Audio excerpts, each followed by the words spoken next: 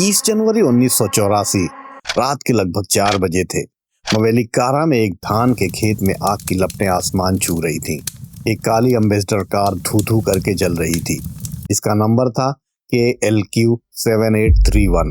जब गांव वाले और पुलिस करीब पहुंचे तो देखा कि ड्राइविंग सीट पर अंदर गाड़ी में कोई था जो बुरी तरह से जल चुका था। गाड़ी के नंबर से पहचान हुई, यह कार थी मशहूर NRI सुकुमार कुरुप की। पूरे इलाके में खबर जंगल की आग की तरह फैल गई कि NRI कुरुप की एक्सीडेंट में मौत हो गई। परिजनों ने रोते बिलखते लाश को दफना दिया क्योंकि पुलिस ने लाश को जलाने से मना किया था। लेकिन ठीक 48 घंटे बाद केरल पुलिस के हाथ एक ऐसा सबूत लगा जिसने इस एक्सीडेंट को भारत के सबसे बड़े मर्डर केस में तब्दील कर दिया। वह लाश सुकुमार कुरुप की नहीं थी। कुरुप जिंदा था और वो अपनी ही कब्र पर खड़ा होकर ठहाके लगा रहा था। 8 लाख का इंश्योरेंस, एक मासूम का कत्ल और एक ऐसा मुजरिम जो 40 साल से पुलिस के लिए सिर्फ एक छलावा है। सुकुमार कुरुप एक शैतान जिसने इंश्योरेंस के पैसे के लिए एक मासूम की जान ले ली।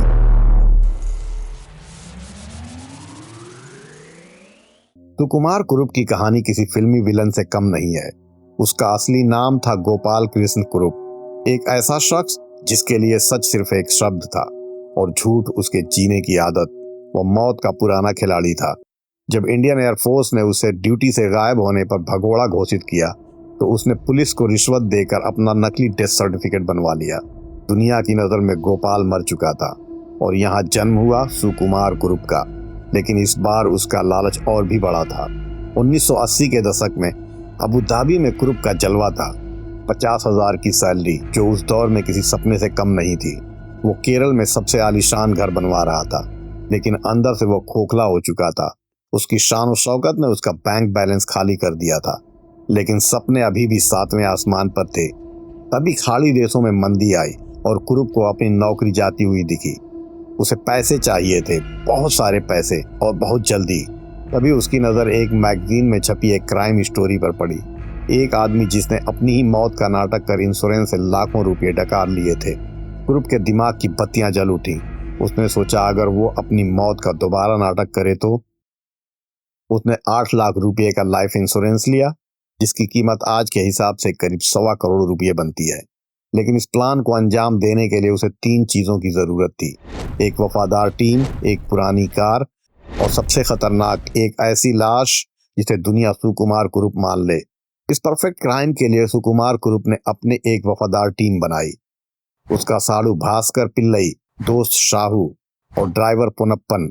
उन्होंने एक पुरानी काली एम्बेसडर कार खरीदी और शुरू हुआ लाश का शिकार। उन्होंने कई काली रातें कब्रिस्तान की खाक छानने में बिताई। वे मुर्दा घरों के चक्कर लगाते रहे ताकि कोई ऐसी लाश मिल जाए जो कद काठी में कुरुप जैसी हो। लेकिन किस्मत को शायद कुछ और ही मंजूर था। वक्त हाथ से निकल रहा था और कुरुप का सब्र जवाब दे रहा था। तभी उसने एक ऐसी बात कही जिसने उसके साथियों के खून जमा दिए। उसने धीरे से कहा, अगर लाश नहीं मिल रही तो क्यों ना हम खुद लाश बना लें।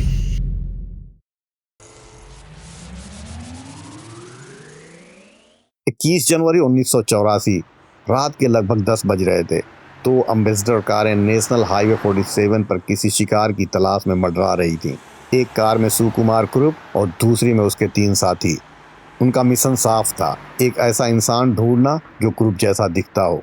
वे घंटों तक हाईवे पर चक्कर काटते रहे, लेकिन किस्मत शायद किसी मासूम को बचाना चाहती थी। आधी रात बीत चुकी थी, चारों थक चुके थे। लेकिन तभी करुवट्टा टीवी जंक्शन के पास अंधेरे में एक परछाई दिखी।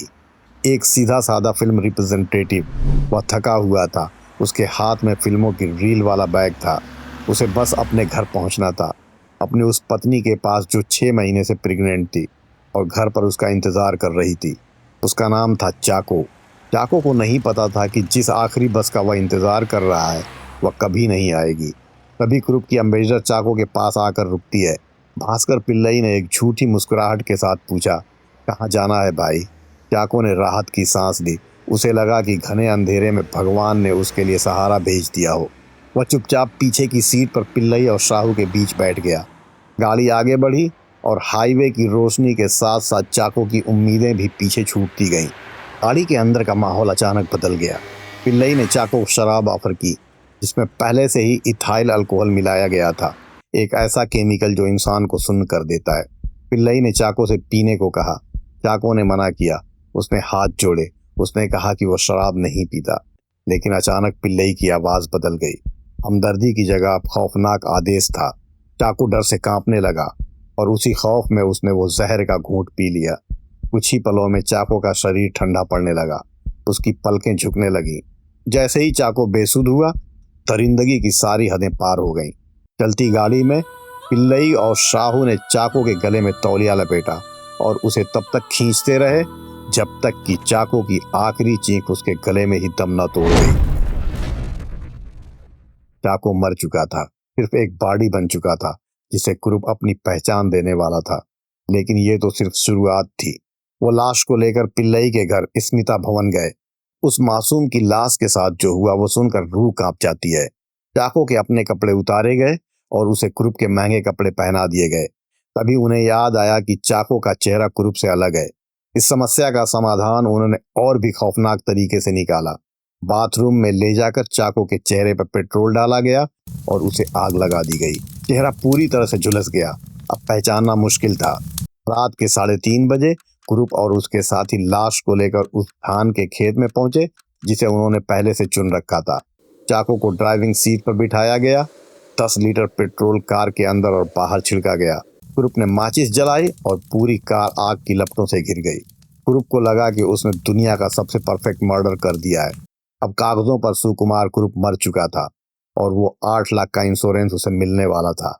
लेकिन उस रात की आपाधापी में वो एक छोटी सी मगर सबसे अहम चीज बदलना भूल गए। चाको का वो सस्ता अंडरवियर जो आगे चलकर इस पूरी साजिश को बेनकाब कर देगा। 22 जनवरी की सुबह 5:30 बजे केरल पुलिस के डीवाईएसपी हरिदास मवेल्लिकारा के उस खेत में खड़े थे जहां से अभी भी धुआं उठ रहा था। हर कोई मान चुका था कि यह एक दुखद हादसा है। कुरूप के घर वाले वहां पहुंच चुके थे। उनकी आंखों में आंसू थे और वे जल्द से जल्द लाश को दफनाना चाहते थे। लेकिन हरिदास उनकी नजरें कुछ और ही तलाश कर रही थीं। हरिदास को सड़क के किनारे धान के खेत से 3 चीजें मिली। एक माचिस की डिब्बी, एक रबर का दस्ताना और चप्पल की एक जोड़ी। अगर यह एक्सीडेंट होता तो ड्राइवर गाड़ी में न होता बल्कि उससे बाहर निकल के भागने की कोशिश करता। तक गहरा हो चुका था। डीवाईएसपी हरिदास ने एक बड़ा जुआ खेला। उन्होंने लाश को जलाने की अनुमति नहीं दी। उन्होंने आदेश दिया कि लाश को दफनाया जाए ताकि अगर बाद में जरूरत पड़े तो फिर से निकाल कर दोबारा पोस्टमार्टम की जा सके। यह फैसला इस केस का सबसे बड़ा टर्निंग पॉइंट साबित होने वाला था। असली धमाका हुआ पोस्टमार्टम रिपोर्ट में। फॉरेंसिक एक्सपर्ट ने पाया कि लाश के फेफड़ों में कार्बन या धुएं का नामो निशान नहीं था। साइंस कहता है कि अगर कोई इंसान जिंदा जलता है तो वह सांस लेता है और धुआं उसके फेफड़ों में जाता है, लेकिन यहाँ फेफड़े साफ थे। इसका मतलब साफ था, आग लगने से पहले ही उस इंसान की मौत हो चुकी थी। और फिर हरिदास की नजर उस सबूत पर पड़ी जिसने कुरूप के परफेक्ट मर्डर की धज्जियां उड़ा दी। कुरूप एक रईस एनआरआई था जो हजारों के सफारी सूट और सोने की अंगूठियां पहना करता था। लेकिन उस जली हुई लाश पर जो अंडरवियर मिला वो बेहद सस्ता और फटा हुआ था। हरिदास ने सोचा, कुरूप जैसा आदमी ऐसा अंडरवियर कभी नहीं पहन सकता। लेकिन सवाल अब भी वही था, अगर यह कुरूप नहीं है तो फिर लाश किसकी है? ट्रक की सुई कुरूप के साड़ू भाई भास्कर पिल्लई के घर स्मिता भवन की तरफ घूमी। हरिदास ने सादी वर्दी में 2 सिपाही वहां भेजे। वहां जो दिखा उसने पुलिस के होश उड़ा दिए।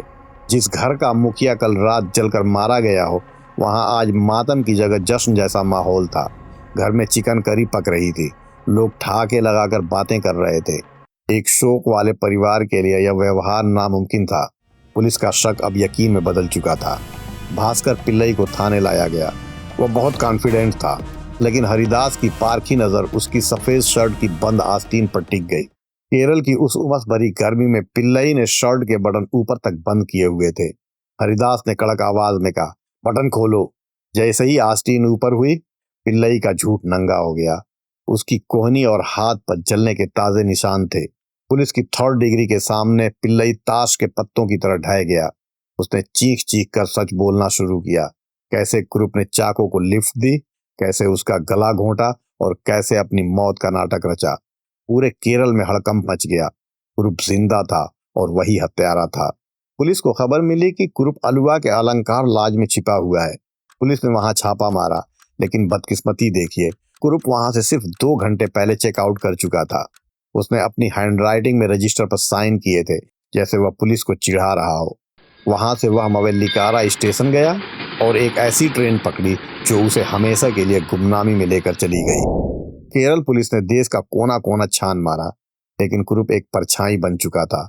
वह कानून की हर जंजीर को तोड़कर उस धुंध में ओझल हो गया जहां से आज तक वापस नहीं लौटा।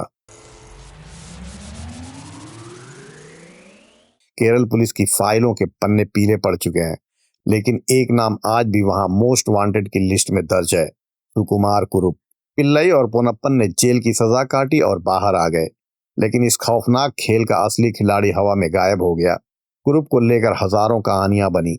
कोई कहता है कि भूटान के जंगलों में मर गया, कोई कहता है कि वो गुजरात के किसी आश्रम में साधु बन गया।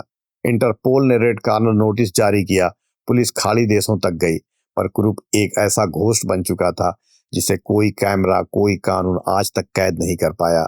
मगर इस कहानी का सबसे काला सच कुरूप का गायब होना नहीं, बल्कि मासूम चाको का अंत है। एक ऐसा इंसान जो उस रात सिर्फ अपने घर, अपनी गर्भवती पत्नी के पास पहुंचना चाहता था, उसे कुरूप के लालच ने एक जलता हुआ कंकाल बना दिया। चाको का परिवार इंसाफ के इंतजार में बूढ़ा हो गया। आपको क्या लगता है, क्या वो शैतान आज भी जिंदा होगा? अपनी राय कमेंट में जरूर बताएं।